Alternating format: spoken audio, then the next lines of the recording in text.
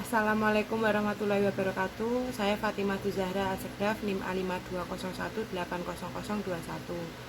Saya dari Prodi PG PAUD semester 4 Universitas Muhammadiyah Surakarta.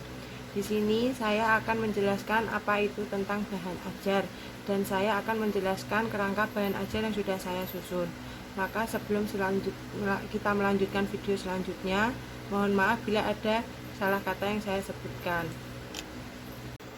Baik, sebelum kita lebih lanjut penjelasan tentang bahan ajar, sebelumnya saya akan membacakan pengertian apa itu bahan ajar terlebih dahulu agar lebih memperjelas tentang bahan ajar atau pendidikan anak usia dini. Karena setiap pendidikan itu memiliki jenjang kurikulum yang berbeda-beda dan jenjang takaran untuk pembentukan karakter dan pola pikir yang berbeda-beda. Maka di sini saya akan menjelaskan terlebih dahulu tentang apa itu bahan ajar. Baik.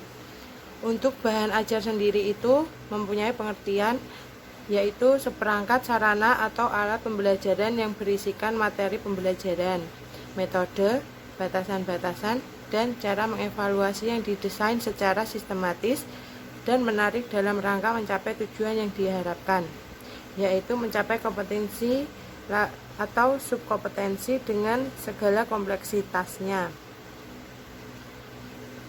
Seperti pengertian ini dijelaskan bahwa suatu bahan ajar haruslah dirancang dan ditulis dengan kaidah instruksional karena akan digunakan oleh guru untuk membantu dan menjunjang proses pembelajaran. Dan itulah pengertian dari bahan ajar itu tersendiri. Sebelum saya menjelaskan apa itu bahan ajar, maksudnya memperlanjutkan tentang bahan ajar. Di sini saya juga sudah menyusun kerangka bahan ajar yang sudah saya susun sesuai dengan metode yang sudah saya pelajari sebelumnya. Untuk metode-metode tersebut, saya menggunakan tema kendaraan di air. Untuk subtemanya, penetapan temanya jenis kendaraan di air. Dan di sini saya menggunakan kompetensi-kompetensi yang sudah tersusun atau tercatat oleh kompetensi yang ada di pemerintah. Oke. Untuk kompetensi dasarnya saya menggunakan 1.1 yaitu mempercayai adanya Tuhan melalui ciptaannya. Terus 3.3 mengenal anggota tubuh, fungsi, gerak, dan untuk perkembangan motorik halus dan kasarnya. Terus untuk selanjutnya 3.5 mengetahui cara memecahkan masalah dalam kehidupan sehari-hari dan kreatif. Untuk selanjutnya 3.11 memahami bahasa ekspresif dan menunjukkan kemampuan berbahasa ekspresif. Selanjutnya yaitu 2.10 memiliki perilaku yang mencerminkan sikap kerjasama. Untuk selanjutnya saya mempunyai 2.4 memiliki perilaku yang mencerminkan sikap estetis. Dan aspek yang dikembangkan di sini saya itu ada 6. Ada fisik motorik, ada kognitif, bahasa, sosial emosional, seni. Tapi yang saya colokkan di sini yaitu tentang aspek perkembangan di kognitif dan seninya. Karena di perkembangan kognitif ini anak itu lebih memahami tentang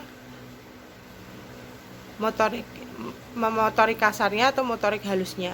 Seperti contohnya anak lebih paham tentang hal yang kasar seperti hal pasir atau sebangsanya slime dan kayak gitu. Kita lebih mengembangkan itu agar anak lebih inovatif dan anak lebih mudah untuk berinteraksi dengan lingkungannya, tidak merasa aneh atau gimana. Kita melatihnya di situ. Dan saya mengambil aspek seni di sini karena aspek seni itu sendiri mengasah anak agar lebih paham tentang bakatnya. Guru dapat lebih memahami anak tentang bakat yang dimiliki anak tersebut. Maka di sini saya memfokuskan di kognitif dan seni, tetapi tidak meninggalkan aspek-aspek yang lainnya seperti sosial emosional, bahasanya, terus fisik motoriknya juga, dan namanya juga tidak tertinggal. Jadi kita mempunyai semuanya. Dan di sini saya mempunyai indikator yang 6, itu mampu dalam mengucapkan doa-doa sebelum tidur, dan sudah belajar tentang doa-doa sebelum tidur. Untuk fisik motoriknya, saya perencanaannya itu mewarnai gambar jenis kendaraan air. Untuk perencanaan pembelajarannya, saya akan mewarnai gambar jenis kendaraan di laut, dan saya akan menjelaskan apa aja yang kendaraan ada yang di laut itu. Mengelompokkan kendaraan-kendaraan yang berdasarkan jumlah, ukuran, dan bentuknya yang berbeda-beda. Untuk perencanaannya selanjutnya, saya akan langsung ke inti pembelajarannya saja, yaitu kita akan mewarnai bersama-sama dengan anak-anak nanti.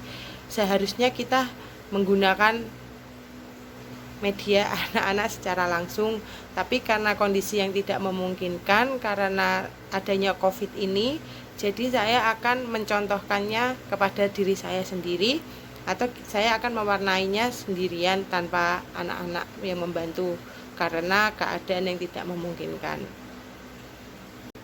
Baik, di sini saya sudah memiliki 3 contoh gambar dari kendaraan laut. Yang pertama itu saya memiliki kapal selam, kemudian saya memiliki kapal nelayan, yang ketiga saya memiliki kapal pesiar. Kenapa saya memilih kendaraan ini? Karena minat anak dalam air, laut itu sangat tinggi. Jadi saya ingin belajar memahamkan tentang bentuk-bentuk kendaraan laut yang anak-anak itu belum paham apa itu tentang kendaraan laut, fungsinya kendaraan laut, dan sebagainya. Dan di sini saya sebelumnya akan menjelaskan itu tentang apa itu fungsi kapal selam, fungsi kapal nelayan, dan fungsi kapal pesiar. Oke, untuk yang kapal pesiar ini saya akan memberikan penjelasan kepada anak-anak kalau bahwa kapal pesiar ini untuk menyeberang di daerah satu tempat ke satu tempat melewati jalur laut agar lebih mudah, karena tidak adanya jalur darat seperti jembatan, jalan raya, dan sebagainya. Tuh. Dan untuk kapal nelayan sendiri itu berfungsi untuk nelayan-nelayan untuk menjaring ikan, atau untuk pembelajaran bahwa ikan itu diambil oleh nelayan dari laut dan menggunakan kapal ini. Jadi anak lebih pemahamannya itu lebih dalam bahwa ikan itu tidak cuma di pasar, tapi awal mulanya ikan itu ada di pasar itu karena nelayan itu ambil di laut, di tengah laut. Tuh. Dan untuk yang ketiga, saya memiliki kapal selam. Kapal selam ini berfungsi untuk berjalan di bawah laut atau berfungsi di bawah laut. Kebanyakan anak-anak itu belum paham apa itu kapal selam gitu. Bahwa kapal selam ini suatu kendaraan yang berjalannya di bawah laut, di dalam laut yang banyak fungsinya untuk memantau keadaan laut dan sebagainya di situ. Maka di sini saya akan langsung lanjut mewarnai sesuai gambar yang sudah ada di kerangka saya. Baik, saya akan mewarnai di sini. Oh ya, saya di sini sudah menyediakan media krayon untuk anak-anak, tapi karena anak-anaknya tidak ada, saya akan menggunakan di sini untuk mengefisienkan waktu. Saya akan menggambar cuma salah satu dari gambar ini karena untuk lebih efisien waktunya. Baik.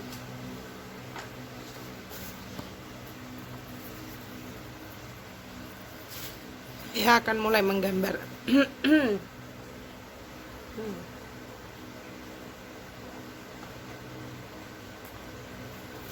Untuk warna pertama kita menggunakan warna merah, karena anak-anak biasanya suka warna merah, warna yang mencolok, agar anak dapat memahami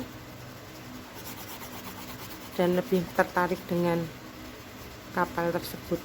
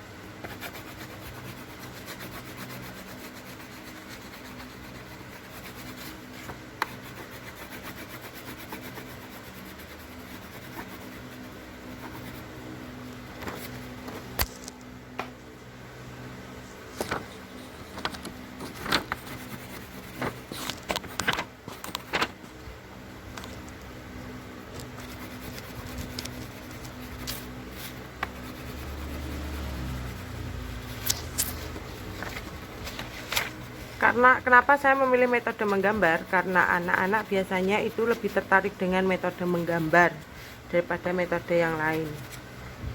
Karena anak suka dengan warna-warna dan mewarnai dengan penuh kreasi, penuh semangat, dan imajinasinya itu sangat mencolok menurut saya.